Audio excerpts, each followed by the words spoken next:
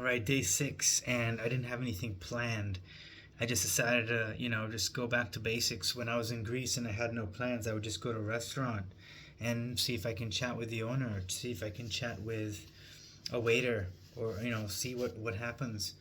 Um, and so today, that's what I did. I went over to um, the waiter at the restaurant, and I got a table and I sat down and started chatting with the waiter. Tell him, what's the most Macedonian thing on the menu? And he said the shopska salad. And then he said, but it's not. And I asked him, is it made with sheep cheese? And he goes, no, that's expensive, and so we're using cow cheese. It's still very good. It wasn't like the same texture I had yesterday when I had the same salad. It's a very good salad, with peppers and cucumber and tomato. It's delicious. And then I had ribs, oven baked ribs. That was delicious as well, with some potatoes, and that was really wonderful. And I noticed something, that names are really important. So when I was at the restaurant, I ordered mastica, which is it's like a liquor of sorts. It's like ouzo. That's what I know. So I asked him, "Can I get some ouzo, some mastica?" He said, "Sure." And he brought some, and I tried it, and I wanted to see what would happen. So I said, "This tastes like ouzo." And he goes, "Yeah, it's very similar."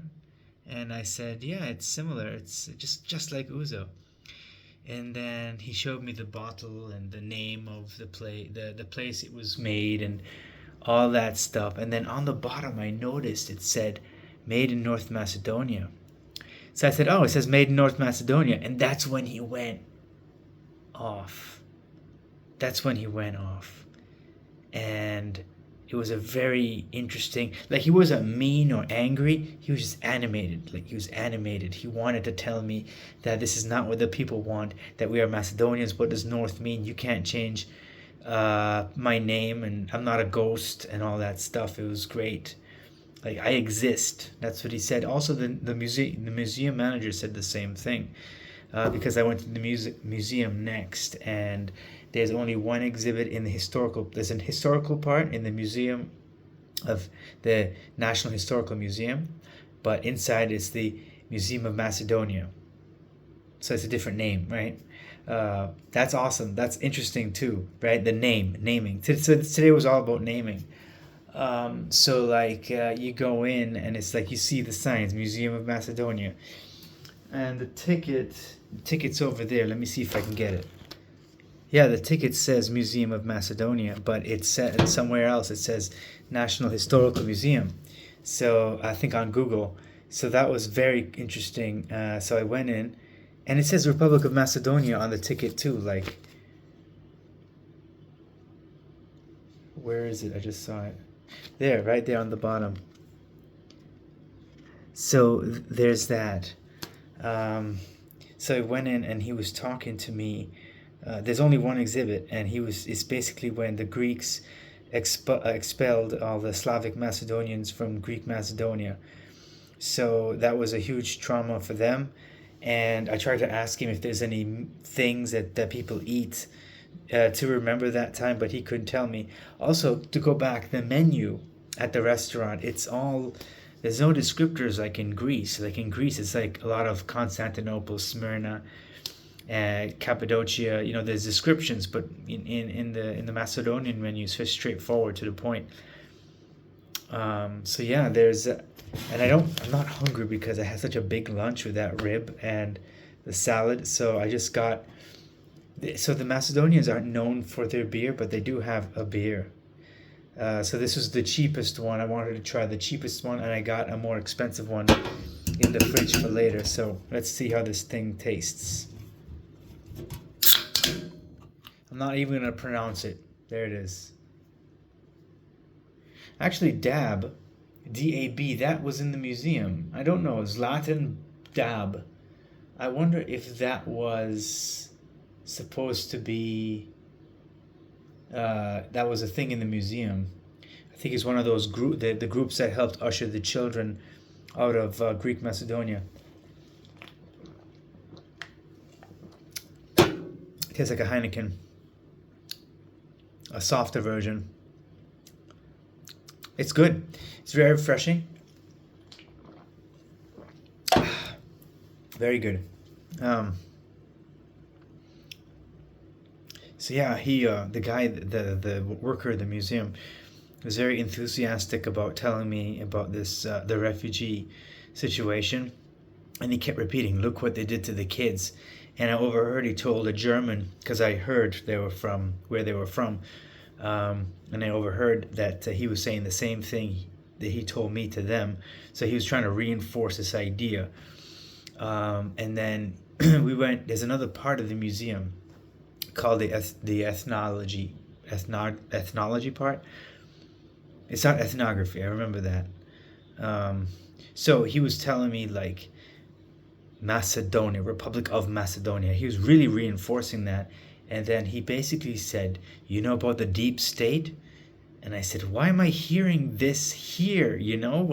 So he was saying like how the military-industrial complex is basically making the world a horrible place. And so he was Iraq, Afghanistan, Lebanon. He was listing all these different countries, and he said karma is gonna be a bitch. It's really weird. I didn't expect that. I didn't expect that. I mean, yeah, I'm just a tourist, right? Like, why am I getting hit with this, right?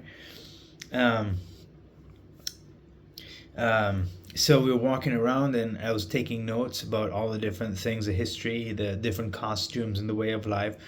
And I exit the building, and I said, I'm writing a book on Macedonian history and food. And I asked him that question, whether the refugees brought any food, but he couldn't answer me.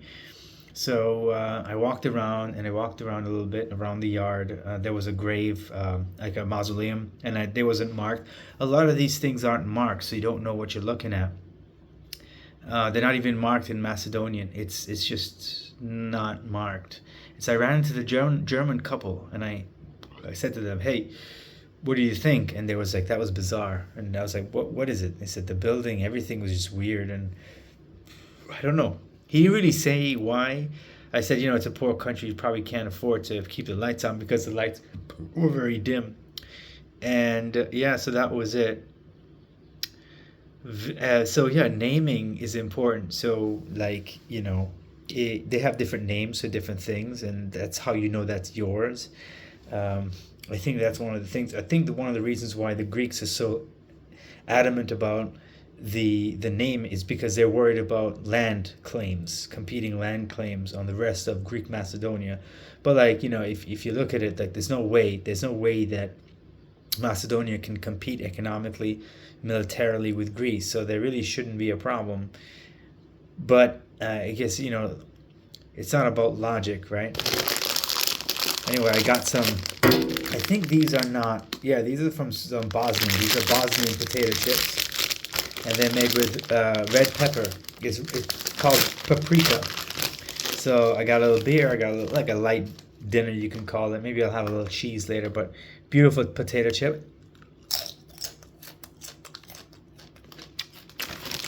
I had some of these yesterday. They're very light.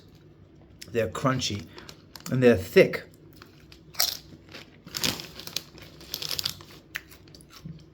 It's a great snack. It's not very flavorful. There's not a lot of salt or paprika. So I can't really tell you if it tastes like a red pepper here. Unique spice recipe.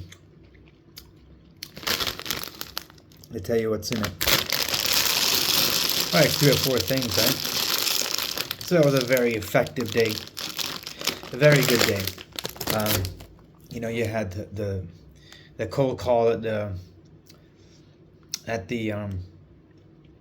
the restaurant. Going down to the museum, having that experience. So day 6 has been very good, and it's all about the naming, right? Name is everything. What's the name? And then the name is like a signal, and it signals intent, I guess. So that's what I'm just trying to think about.